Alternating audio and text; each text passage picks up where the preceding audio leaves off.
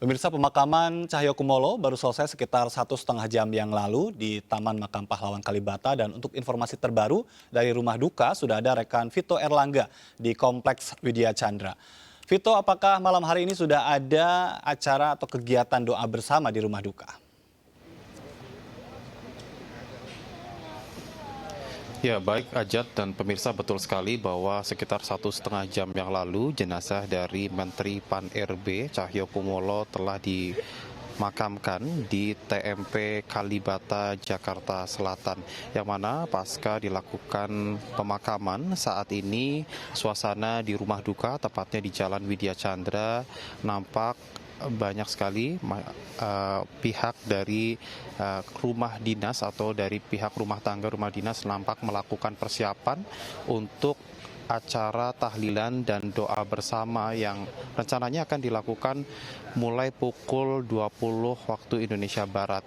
Namun hingga saat ini persiapan masih terus dilakukan, beberapa tenda juga sudah dipasang, kemudian beberapa kursi dan tentunya banyak persiapan lainnya, dan nampak hingga saat ini karangan bunga ucapan duka masih terus berdatangan di sepanjang komplek perumahan Menteri Widya Chandra dari sejumlah kolega ataupun dari sejumlah teman sesama pejabat publik yang terus berdatangan dan menghiasi setiap jalan di Jalan Widya Chandra. Dan Ajat dan pemirsa, memang hingga saat ini kami masih menunggu konfirmasi terkait dengan apakah nanti akan doa bersama ini akan dimulai pada pukul 20 waktu Indonesia Barat. Namun berdasarkan informasi yang kami terima bahwa saat ini proses atau acara doa dan tahlilan masih menunggu konfirmasi atau keputusan dari pihak keluarga.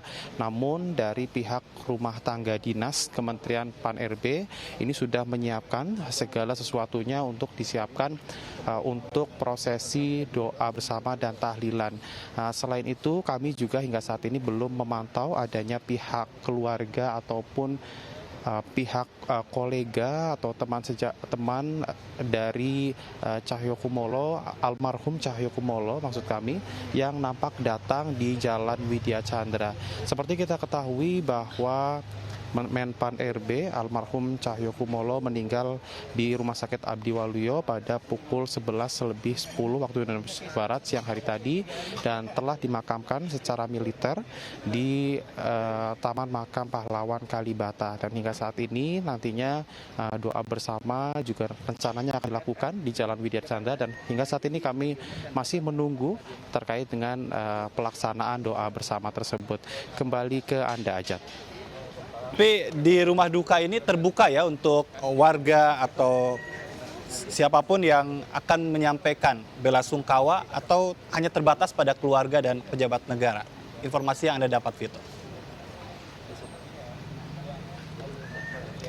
Ya, Ajat, seperti yang saya sebutkan tadi bahwa memang untuk saat ini belum ada informasi secara resmi dari pihak keluarga apakah nantinya untuk prosesi doa bersama atau tahlilan di hari pertama ini akan dilangsungkan secara internal atau hanya untuk pihak keluarga saja, atau juga mengundang masyarakat sekitar. Namun yang kami tahu bahwa rencananya untuk proses tahlilan ini akan dilakukan pada mulai pukul 20 waktu Indonesia Barat.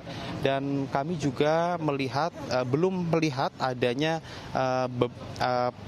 kolega atau rekan dari almarhum Cahyokumolo yang hadir di Widya Chandra, dan kami hingga saat ini masih menunggu terkait dengan konfirmasi dari pihak keluarga yang saat ini dilaporkan.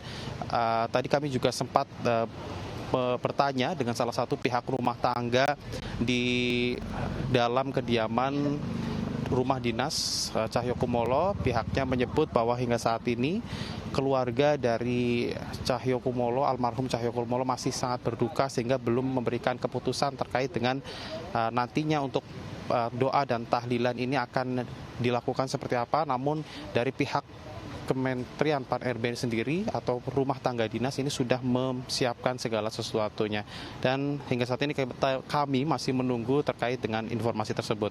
Ajat. Baik, terima kasih Vito Erlangga melaporkan langsung dari rumah duka di Kompleks Widya Chandra, Jakarta Selatan. Vito, selamat bertugas kembali. Pemirsa, wafatnya Cahyokumolo menjadi duka tidak hanya bagi keluarga tetapi juga para koleganya. Wakil Presiden Republik Indonesia ke-10 dan 12 Yusuf Kala menilai sosok Cahyokumolo adalah sosok yang mengabdikan dirinya untuk bangsa dan negara. Kesan mendalam juga disampaikan oleh para sahabat. Innalillahi wa inna ilaihi raji'un. Dengan hati penuh duka tentu kita menyampaikan ucapan duka cita atas berpulangnya ke rahmatullah Bapak Cahyokumolo yang selama ini telah memberikan dirinya kepada negara, bangsa dan negara dengan sangat baik. Mudah-mudahan segala amal ibadahnya tentunya diterima oleh Allah Subhanahu wa taala. Dan kita semua mendoakan husnul khotimah. Mudah-mudahan diterima semua amal ibadahnya. Sekali lagi, marilah kita semua berdoa. Almarhum. Terima kasih. Assalamualaikum warahmatullahi wabarakatuh. Kami sampaikan menyatakan turut duka cita yang mendalam atas berpulangnya Mas Cahyokumolo. Beliau adalah seorang teman, seorang sahabat yang baik. Kadang-kadang walaupun lain partai, kami sering kontak, kami sering bertukar pikiran. Dan kami rasakan tentunya juga kehilangan yang sangat mendalam atas kepergian beliau, dan semoga dengan tenang diterima di sisinya. Saya berdoa semoga Allah meringankan jalannya, mendapatkan maghfirahnya, kemudian mendapatkan tempat sebaik-baiknya. Mas Cahyo, saya sebagai saksi dia orang baik, jadi ya Allah terimalah dia, orang tuanya, masukkanlah dia ke dalam golongan orang-orang yang. Pemirsa, dalam rangka memberikan penghormatan terakhir, Ketua Umum PDI Perjuangan Megawati Soekarno Putri menginstruksikan seluruh kadernya untuk mengibarkan bendera partai setengah tiang di kantor-kantor partai. Megawati Soekarno Putri dan seluruh keluarga besar PDI Perjuangan mengucapkan duka cita atas wafatnya Cahyokumolo. Cahyo merupakan sosok yang penuh semangat, persahabatan, dan memiliki kepemimpinan yang menyejukkan. Sekjen PDI Perjuangan Hasto Kristianto menyatakan Cahyokumolo adalah salah satu kader terbaik partai yang dikenal sebagai sosok pemimpin dengan kesabaran tinggi, santun, dan penampilan yang menampilkan kepemimpinan penuh semangat persahabatan dan menyatukan. Kita masih bersama dengan Bang Eriko Satorduga, Ketua DPP PDI Perjuangan. Tentu tadi ya ada banyak hal yang juga sudah dikemukakan oleh mereka yang mengenalnya. Dengan kepergian Pak Cahyo, ada hal apa yang mungkin menjadi semangat untuk diteruskan, Bang Eriko? Ya, jadi begini. Karena PDI Perjuangan itu kan terbentuk melalui proses yang begitu panjang. Yang boleh dikatakan dengan bahasa yang terbuka atau apa adanya, berdarah-darah. Dan itu sering terbawa, Kang Ajat. Sampai juga pada saat sudah tahun 99, reformasi, kemudian berikutnya. Tapi beliau ini memberikan sesuatu pencerahan, ya, satu perubahan yang luar biasa. Bahwa kepemimpinan beliau sebagai Ketua DPP di 2005 sampai 2010 dan 2010 sampai 2015 sebagai Sekjen, itu memberikan perubahan. Bahwa kita memperjuangkan apa yang kita yakini, apa yang kita ingin lakukan bagi bangsa dan masyarakat Indonesia, itu bisa dilakukan dengan tegas tetapi juga santun. Dengan tegas tapi juga bersahabat. Kita boleh berbeda pendapat, boleh juga bertarung untuk mewujudkan apa yang kita yakini, tetapi tanpa mengurangi rasa persahabatan. Hari ini kita bertarung di dalam satu keyakinan yang penuh, tetapi persahabatan, persaudaraan dengan siapa saja, itu tidak boleh terlupa. Dan itu yang beliau katakan sharing, ajarkan atau bagi kami semua yang jauh lebih muda dari beliau. Dan itu saya rasakan betul sebagai wakil sekjen. Dan ini juga yang menggantikan beliau kan Mas Hasto.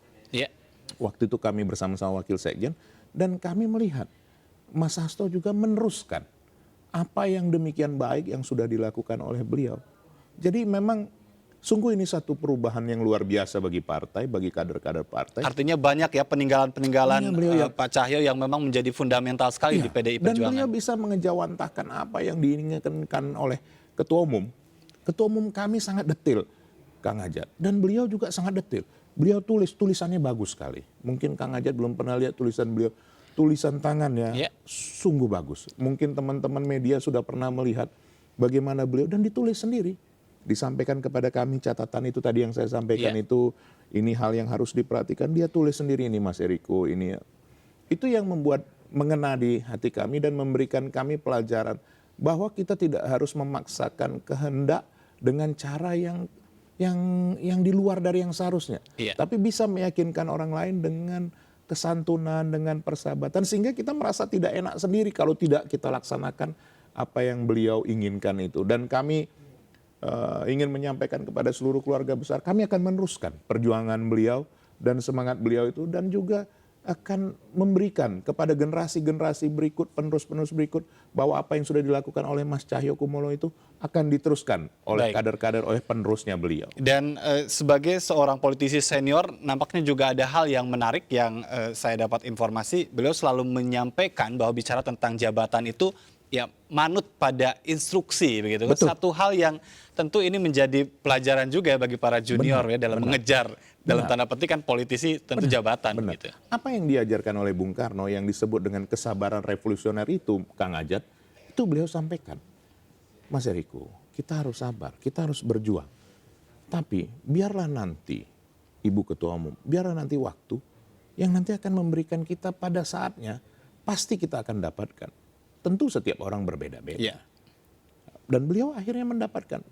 Sekarang beliau dipanggil kembali dalam posisi yang luar biasa. Baik secara kenegaraan, baik secara partai, baik juga secara keluarga. Kalau kita melihat cucu-cucunya, melihat putra-putri beliau yang baik. Kebetulan saya dan keluarga sangat mengenal Kang Ajat. Putri beliau yang pertama juga dokter gigi bersama dengan istri saya. Kemudian putranya yang ketiga yang juga pilot. Bagaimana? Coba bayangkan anak seorang menteri. Tetapi tidak diistimewakan. Itu kami melihat langsung. Dan bagaimana saya sering diajak ke rumah beliau dengan kesederhanaannya. Bahwa dengan sederhana pun hidup ternyata bisa dinikmatin dan disyukurin. Itu pelajaran berharga. Banyak hal ya, ilmu kepemimpinan yang diwariskan oleh Pak Cahyokumolo. Nanti kita akan teruskan obrolan ini, dan nanti juga kami akan berbincang dengan penulis buku Cahyokumolo, pemirsa, untuk mengenal lebih dekat lagi sosok Cahyokumolo.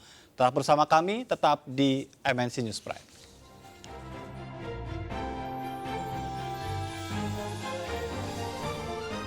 Saya kenal beliau kan tidak hanya ketika saya jadi menteri, sama-sama jadi menteri, tapi sejak di DPR saya sudah kenal beliau.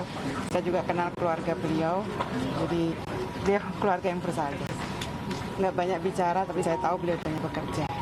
Beliau senior, tapi dengan kita-kita yang lebih junior, beliau tidak merasa berjarak, dan orangnya nggak banyak bicara, tapi saya tahu beliau banyak bekerja. Jadi kehilangan yang mendalam atas wafatnya beliau.